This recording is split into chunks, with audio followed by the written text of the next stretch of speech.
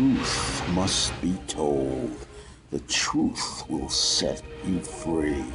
There are some of us who are so viscerally, repulsively hideous in our appearance, in our personality, as determined by the environment.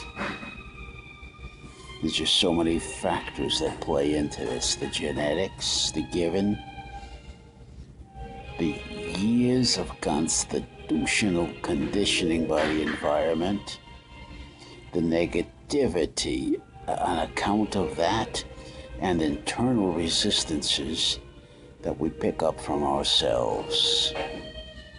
We're all of us in a process of dehypnotizing, of trying to become the captains of our own ship. And that's the biggest cross to bear. To get control of yourself. Now, you've heard Tony Robbins put it, a date with your destiny. Get control of your destiny. Tony Robbins, in my opinion, is dealing with nothing but the surface of a very complex, convoluted, essentially philosophical problem.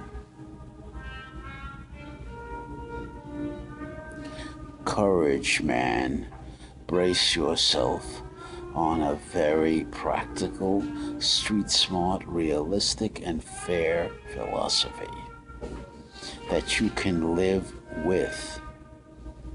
But the philosophy is worthless if it's unrealistic, if it's pretentious, if it's bogus, if it cannot be questioned and challenged and forced on a cold winter night with the wind blowing and the rain falling and driving through you, no way to get away from that extreme cold, punishing cold, all night long on a park bench.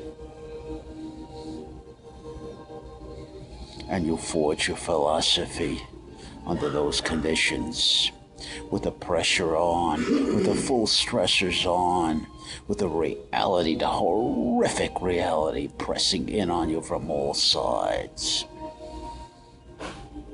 With your fellow performer wanting to put you in a box and then slamming the door shut and defining you for all time. And I'm arguing that that ugliness is the primordial reality you have to fight your way out of. Even a TDH, who has genetic advantages, the height, the appearance, the personality, constitutional facts, the conditioning predicated on the individual's genetics that he didn't earn. It's just a genetic lottery. Can't do anything about that. Can't change that. One iota. Takes a man to paint his own portrait realistically and practically and street smart. Takes a man to resolve and say, thus it is. This is what I have to work with. Grab the bull by the horns. And it takes a man to realize he'll die a horrible death and watch himself spiral downhill if he doesn't come to grips with this terrible reality. This terrible reality that our society is perfuming over. I heard it put the best way. It said this way: I have a lot to be thankful for. I thank God Almighty. Some social performer said to me, what are you, I said to him, look at you. What are you thankful for?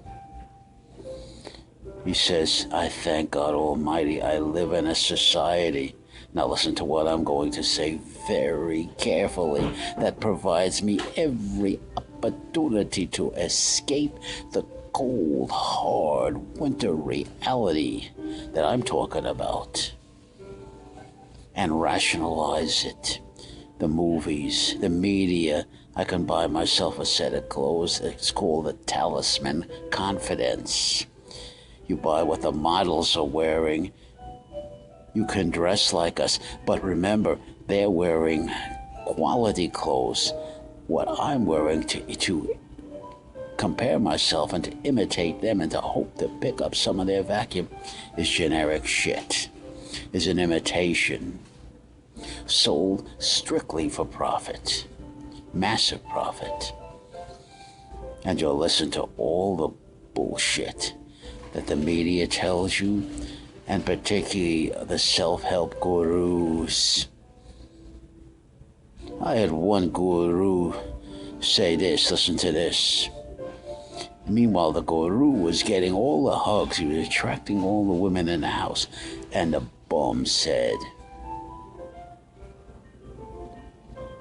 I get the feeling there are some of us who are on the periphery of this experience. They're not getting any hugs. The women aren't responding to them. They're on the outside. And he said, well, that's fine. I'm fine with that. Meanwhile, this bum, the guru, our leader, he's soaking up all the hugs.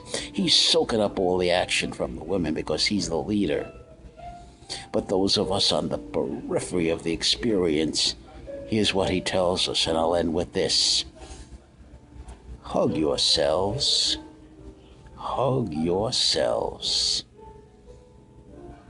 And that's what that guy meant. I'm going to bring the analysis home when he said, thank God Almighty that no matter how much I lose socially, materially, thank God Almighty I live in a society which gives me all the opportunity to dream, all the opportunity to lie to myself and sell it to myself, the media, the movies, hero figures.